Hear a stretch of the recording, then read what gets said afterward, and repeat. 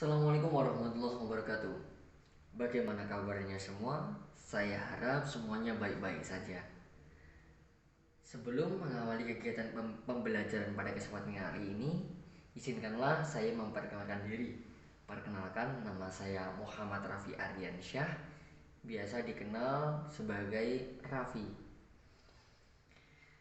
Baiklah, pada kesempatan kali ini saya akan membahas mengenai pengaruh perkembangan agama Hindu dan Buddha pada masyarakat Indonesia.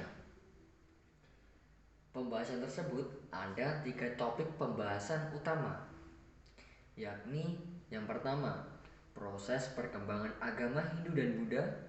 Yang kedua, ada proses masuknya agama Hindu dan Buddha di Indonesia. Yang ketiga, ada proses interaksi antara agama Hindu dan Buddha setelah adanya Hindu dan Buddha di Indonesia menjadi sebelum adanya agama Hindu dan Buddha di Indonesia menjadi setelah adanya agama Hindu dan Buddha di Indonesia, seperti itu. Baik, memasuki pembahasan. Yang pertama, kita pecah terlebih dahulu apa itu agama Hindu dan Buddha.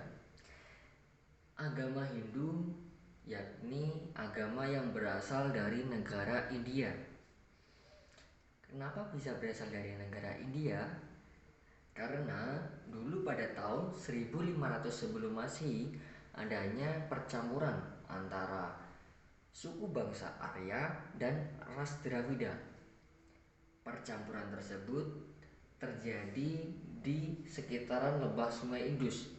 Lebih tepatnya terjadi di celah Kaliber atau di Aryawarta, seperti itu.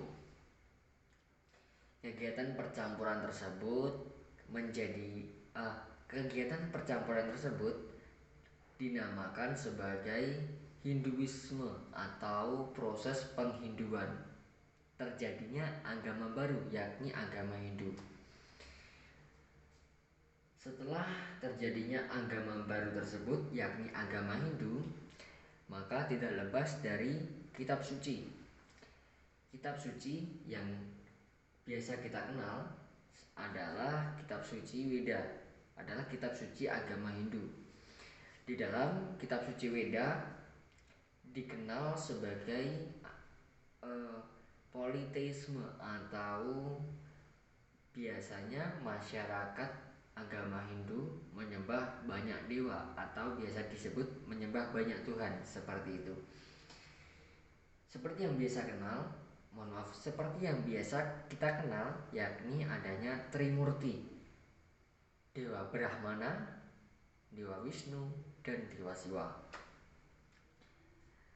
Dewa-dewa tersebut mempunyai tugas masing-masing, yakni Dewa Brahmana sebagai dewa pencipta, Dewa Wisnu sebagai dewa pemperbaikan atau dewa yang memperbaiki, kemudian Dewa Siwa sebagai dewa perusak, seperti itu.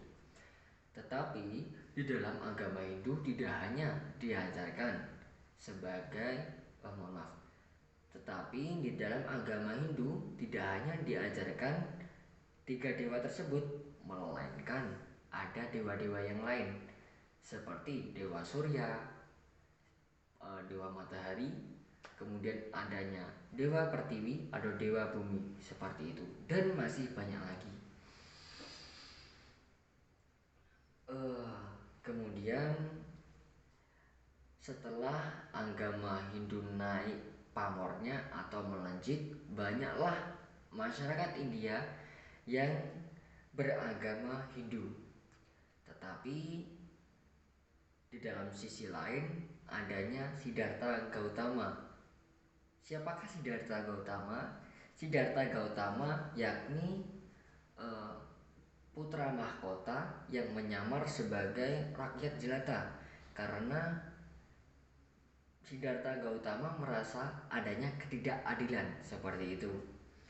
Oleh karena itu, Siddhartha Gautama menciptakan agama baru, yakni agama Buddha. Oleh karena itu, Seperti yang biasa kita ketahui, Siddhartha Gautama adalah pencipta agama Buddha seperti itu. Nah, mengapa demikian? Karena berawal dari adanya proses ketidakadilan, kemudian Siddhartha Gautama menciptakan agama baru untuk mewujudkan keadilannya seperti itu. Kemudian pencipta agama Buddha tersebut yang bisa kita kenal sebagai Siddhartha Gautama menciptakan kitab yang biasa kita kenal sebagai Tripatika. Mohon maaf, sebagai kitab Tripitaka, bukan Tripatika. Mohon maaf, saya keliru. Kitab tersebut mengajarkan adanya 3 utama di dalam kitab-kitab tersebut. 3 ajaran utama di dalam kitab tersebut. Seperti itu. Berikut sedikit penjelasan mengenai agama Hindu dan Buddha. Baik, menuju ke pembahasan selanjutnya, yakni proses dan berkembangnya agama serta kebudayaan agama Hindu di Indonesia. Seperti yang kita ketahui, proses masuknya agama Hindu dan Buddha di Indonesia adalah melalui kontak perdagangan. Seperti agama-agama yang lain, contohnya agama Islam, agama Kristen, proses masuknya agama Hindu dan Buddha di Indonesia yakni melalui kontak perdagangan. Bisa melalui perdagangan jual beli di pasar, bisa melalui pernikahan antara warga pribumi dan pembawa agama Hindu dan Buddha. Kemudian bisa juga melalui penyiaran agama Hindu dan Buddha seperti itu. Oleh karena itu, ketika agama Hindu dan Buddha sudah tersebar di warga Nusantara pada waktu itu, terjadinya Hindu dan Buddha Nusantara seperti itu. Jadi adanya percampuran antara agama lokal yakni ateisme dan dinamisme menjadi agama Hindu dan Buddha, tercampur menjadi satu yakni Hindu Buddha Nusantara seperti itu.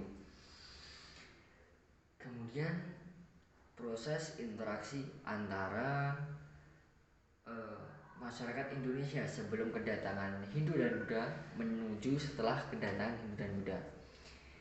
Proses interaksi tersebut seperti yang kita ketahui adanya banyak sekali perkembangan.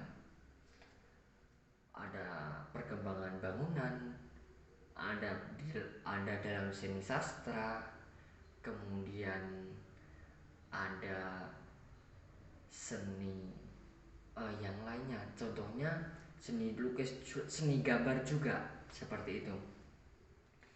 Perlu kita ketahui bersama di dalam seni penggabungan antara agama Nusantara pada waktu itu yakni ateisme dan dinamisme dan menjadi Hindu dan Buddha. Penggabungan tersebut mempunyai banyak sekali peninggalan. Contohnya ada Candi Borobudur, Candi Prambanan. 2 candi tersebut adalah bukti nyata terjadinya percampuran antara agama Nusantara dan agama Hindu dan Buddha. Kemudian di dalam seni gambar ada relief yang berada di Candi Prambanan, yakni relief Rojonggrang. Nah, itu menggambarkan adanya kegiatan percampuran antara agama Nusantara dan agama Hindu dan Buddha. Kemudian setelah itu adanya seni pemerintahan, yang dulunya pemerintahan pada masa agama Nusantara, yakni ateisme dan dinamisme, adanya pemilihan, bukan pemilihan secara pemilu, bukan, tetapi adanya pemilihan ditunjuk langsung oleh raja-raja.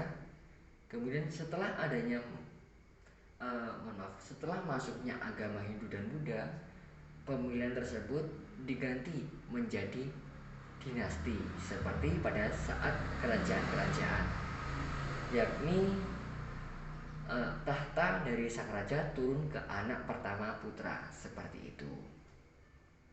Baik,